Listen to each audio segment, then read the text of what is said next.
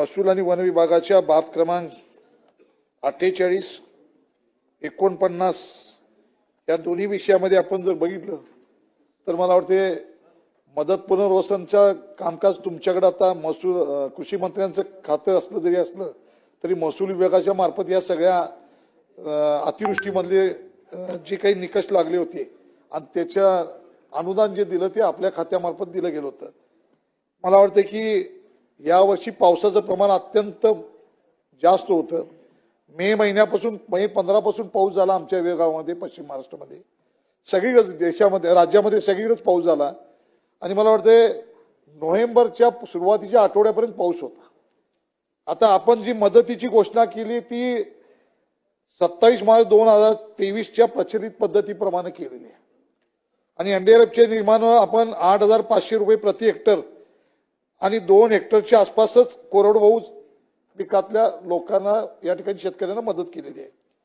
बागायत ऊस भाजीपाला फुलपिके असतील तर रुपये 17,000 प्रति हेक्टर आणि 2 हेक्टर मर्यादेपर्यंतच मदत या ठिकाणी केली आणि मला वाटते बहुवार्षिक फळपिके असतील तर त्याला 22,500 प्रति हेक्टर 2 हेक्टर मर्यादित केलेले आहे, 3 हेक्टर पर्यंत केले असेल।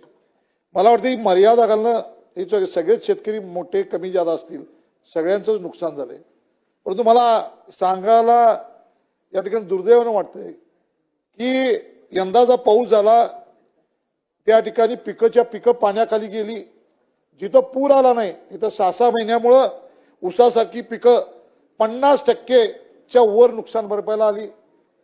आपण जर हा निकष 2019 प्रमाणे वापरला असता, ज्यावेळी 19ला महापूर आला ते आपण एनडीआरएफच्या तिप्पट दरानं आपण नुकसान भरपाई दिली होती। तो निकष जर वापरला असता तर किमान शेतकऱ्याला या ठिकाणी नुकसान भरपाई एवढी रक्कम थोडीफार प्रमाणामध्ये त्याला ज्यादा गेली असती। आज आपण ऊस हे नगदी पीक आहे, आपण जर बघितलं असेल तर किमान 50%, आता ॲव्हरेज राज्याचं आपण जर बघितलं असेल तर 40 टनाच्या वर एकरी नाही आहे, 30 ते 40 टनाच्या वर, आणि आपण हेक्टरी मदत जी देत आहे प्रति 2 हेक्टर 17,000, म्हणजे ती मदत एकरी किती जाती बघून घ्या। शेतकऱ्याला 5 ते 6,000 रुपये एकरी सुद्धा पैसे शेतकऱ्याला तुम्ही देत नाही, म्हणजे तुम्हाला एखाद्या शेतकऱ्याला एकरी 30 टन 35 टन ऊस होत असेल आणि 50% जर ऊस त्याचा कमी झाला असेल तर त्याचं नुकसान आज 35 रुपये दर धरला तर 1,40,000 रुपये मिळणार होते, त्या ठिकाणी आज त्याला 60,000 रुपये सुद्धा मिळणार नाहीत आणि त्याचं पीक कर्ज जे आहे ते बँकाने त्याला पीक कर्ज जे दिले ते एकरी 60,000 रुपये पीक कर्ज दिले, आज ते बँकाचं कर्ज सुद्धा भागत नाही, आज आपण त्याला 6,000 रुपये या ठिकाणी द्यायला लागलाय। ही खऱ्या अर्थानं शेतकऱ्याची चेष्टा आहे आणि मला वाटतंय त्याच्या मागत ही मदत देताना आणि अनेक गोष्ट तुम्ही केली की या ठिकाणी शेतकऱ्याच्या कर्जाचं पुनर्गठन करण्यासाठी तुम्ही काही गोष्टी घेतल्या आणि त्याच्यामध्ये मला वाटतंय की तुम्ही एक निर्णय घेतला की राज्यातील शेतकऱ्यांचं पिकाचं पुनर्गठन करायचं आणि त्याच्यामध्ये काय केलं तुम्ही तर 3 लाखापर्यंतचं कर्ज आपण पीक कर्जाला व्याज देत नव्हतो। पंजाबराव कृषी विद्यापीठ आणि सरकारच्या माध्यमातून आपल्याला 2% जायचं, सोसायटीला 2%चा परतावा मिळायचा, शेतकऱ्याला मात्र 0% व्याजाने ते पैसे मिळायचे। आज आपण काय निर्णय घेतला तर अतिवृष्टीमुळे पडलेल्या शेतकऱ्याचं नुकसान झालंय, अशा वेळी त्याचं पीक कर्जाचं पुनर्गठन केलं आणि त्याला 5 वर्ष मुदतीनं हप्ते ठेवले आणि एक मात्र केलं की त्या 5 वर्ष त्याला 12% व्याजदर लावलाय, म्हणजे आता त्याला जर पैसे फिटले असते तर त्याला 0% व्याज दराने मिळणार होतं, पुनर्गठन केलं आणि त्याला 12% व्याज लावलं। मला आपणाला विनंती करायची आहे की त्याचं पुनर्गठन केल्यानंतर त्याला 0% व्याज लागणार होतं तर तुम्ही 12% का घ्यायला लागलाय? ते 12%ची तरतूद तुम्ही करू नका, बँकांशी तुम्ही चर्चा करा, परंतु सरकारनं या ठिकाणी जसं 0% व्याजानं ते पैसे परत घेताय तुम्ही पीक कर्जाचे, पीक कर्ज माफ अजून केलेलं नाही, कर्जमाफी आपण देणार होतो त्याचा निर्णय घ्यायचा राहिला, परंतु पीक कर्ज जर 0% व्याजाने मिळत असेल तर त्याला तुम्ही 12% व्याज दर आता ठिकाणी लावा लागलाय। माझं आपल्याला म्हणणं होतं की या तरतुदीमध्ये व्याजाची तरतूद तुम्ही करायला पाहिजे होती, त्याचं पिकाचं पुनर्गठन करताय 5 टप्प्यामध्ये 5 वर्षामध्ये, त्याला व्याज लावू नका, ही आपण या ठिकाणी निश्चितपणे जाहीर करा आणि कृषी मंत्री असेल, महसूल मंत्री असेल, तुम्ही हा या ठिकाणी निर्णय घ्या आणि पीक पुनर्गठन त्याचं केलंय त्याचा व्याज घेणार नाही अशा पद्धतीचा निर्णय घ्या. मला दुसरी एक गोष्ट सांगायची आहे की आपण एकच मुद्दा झालाय महत्वाची राज्याचा निकष आपल्याला बोलून एकच मिनिट झाला. प्रत्येकाला 10-10 मिनिटं बोललेले आहेत आपण. दुसरा विषय असा आहे की या ठिकाणी आपण जर मदतीचं बघितलं तर मी आपल्याला कल्पना दिली एनडीआरएफच्या निर्णयानुसार आपण तिप्पट घेतलं असतं तर ती मुदत त्याला आपल्याला शेतकऱ्याला मदत करता आली असती. या सलग 6 महिन्याच्या नंतर पावसानंतर मला सार्वजनिक बांधकाम विभागाकडे राजी आपल्याशी बोलायचं आहे की आपल्याला कल्पना आहे की जवळजवळ राज्यामधले सगळेच रस्ते मग प्रमुख जिल्हा मार्ग असतील, राज्य मार्ग असतील, आपल्या हातामध्ये असतील, मुख्य इजिमा असतील आणि ग्राम असतील ते ग्रामीण विकास मंत्र्याकडे जातील. सगळ्यांची दुर्दशा अक्षरशः झाली आहे. आता आम्ही तर नवीन आमदार म्हणून निवडून आले, म्हणजे आम्ही गेल्या वर्षी नव्हतो म्हणून यावेळी नवीन आमदार म्हणून झालो.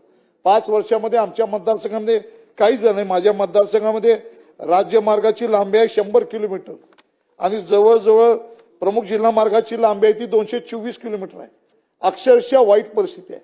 गेल्या 5 वर्षामध्ये कधी कधी आम्हाला असं वाटतंय सुधीर भाऊ गेल्या 5 वर्षामध्ये आमदार असतो बरं झालं असतं, यंदा नसतो बरं झालं असतं. गेल्या 5 वर्ष अनेक लोकांना अनेक ठिकाणी पैसे ग्रामविकास खात्यामधून सुद्धा सार्वजनिक बांधकामामधून सुद्धा ग्रामाईजिमा मिळाले. तर तुम्हाला आपल्याला निश्चित सांगायचं आहे की रस्त्याची अक्षरशः दुर्दशा झाली. रस्त्यावरती खड्डे पडलेत, लोक रस्त्यावरती त्या खड्ड्या झोपतात आणि फोटो काढतात आणि पहिली शिवी कोणाला येत असेल तर ती लोकप्रतिनिधीला येते, सरकारी अधिकाऱ्यांना येत नाही. त्यामुळे काही मार्ग काढा, हॅममध्ये असतील किंवा हे रस्ते असतील हे दुरुस्ती करायला पाहिजेत. त्याचबरोबर आज आपण दुरुस्तीसाठी जे पैसे देत आहे ते मला वाटते 3 लाख रुपये किलोमीटरला दुरुस्तीसाठी येते. 3 लाख रुपये काहीच दुरुस्ती बसत नाही आणि मुळात कॉन्ट्रॅक्टर कोण तयार करायला येत नाहीत. त्यामुळं या राज्यामध्ये शेतकऱ्यांच्या परिस्थितीवर शेतकऱ्यांनाच वापरणारे रस्ते अत्यंत खराब झालेत. शेती दुरुस्ती करणं आवश्यक आहे. मी आपल्याकडे पत्रही दिलेलं आहे की या आमच्या मतदारसंघामध्ये कुठल्या कुठल्या लांबीचा रस्ता खराब झाल्याने मी 3 टप्प्यात दिलाय. 25, 26, 27, 27, 27, 28 मध्ये 3 वर्षामध्ये पैसे द्या. आम्ही एकदम मागितलेले नाहीत. 1 मिनिटामध्ये संपवतो. प्रोजेक्ट रिपोर्ट करून आम्ही दिलाय. इव्हन आम्ही माझ्या मतदारसंघातले ग्रामीण भागातले ग्रामा इजिमा रस्ता सुद्धा दिलेत. अजून सुद्धा मुख्यमंत्री सडक योजनेमध्ये किती लांबी द्यायची तीही आलेली नाही. आमच्या मतदारसंघामधील मी प्रत्येक व्हिडिओकडनं माहिती काढली आणि प्रत्येक गावामधील रस्त्याची लांबी मतदारसंघामध्ये किती आहे गावठाण अंतर्गत तीही काढली. आज शहरामध्ये रस्ते खराब झाले तर नगरोत्थानमधून 200 कोटी द्या, 500 कोटी द्या. आम्ही काय गावाकडे जन्माला आलो म्हणून जनावर आहे का? आम्ही गावाकडे जात असताना गुडघाभर चिखलातनं आमच्या गावातली मंडळी वाट करतात. शेतकऱ्यांना गावाकडे राहिलं म्हणजे काही नुकसान झालं का? म्हणजे एका बाजूला शहरामध्ये बघा, शहरामध्ये जरूर बघा, पण शहरामध्ये बघत असताना ग्रामीण भागातल्या शेतकऱ्याकडे सुद्धा बघितलं पाहिजे. त्याचे पानंदीचे रस्ते, त्याच्या गावठाणमधले रस्ते यासाठी निधी द्यायला पाहिजे. शहरी भागामध्ये एखादा खड्डा लागला तर तुम्हाला चालवत नाही, पण ग्रामीण भागामध्ये चिखलाच्या गुडघाभर रस्त्यातनं आमची वाटचाल करताना आम्हाला दुर्दैवी ते सहन करावं लागते. सन्माननीय सदस्य राहुल पाटील, 1 मिनिटामध्ये मॅडम, 1 मिनिट अध्यक्ष महोदय, माझी आपल्याकडे मागणी आहे. आपण दिलेले जे प्रस्ताव आहे ते या ठिकाणी काळजीपूर्वक बघून या ठिकाणी निधी देण्याचं काम करावं आणि कृषी मंत्र्यांनी आजच जाहीर करावं जे कर्जाचं पुनर्गठन केलंय त्याचं व्याज या ठिकाणी घेणार नाही, त्याचं व्याज सरकार भरेल अशा पद्धतीची घोषणा आपल्या उत्तरामध्ये द्यावी अशी मी विनंती करतो. जय हिंद, जय महाराष्ट्र. सन्माननीय सदस्य सुनील राऊत.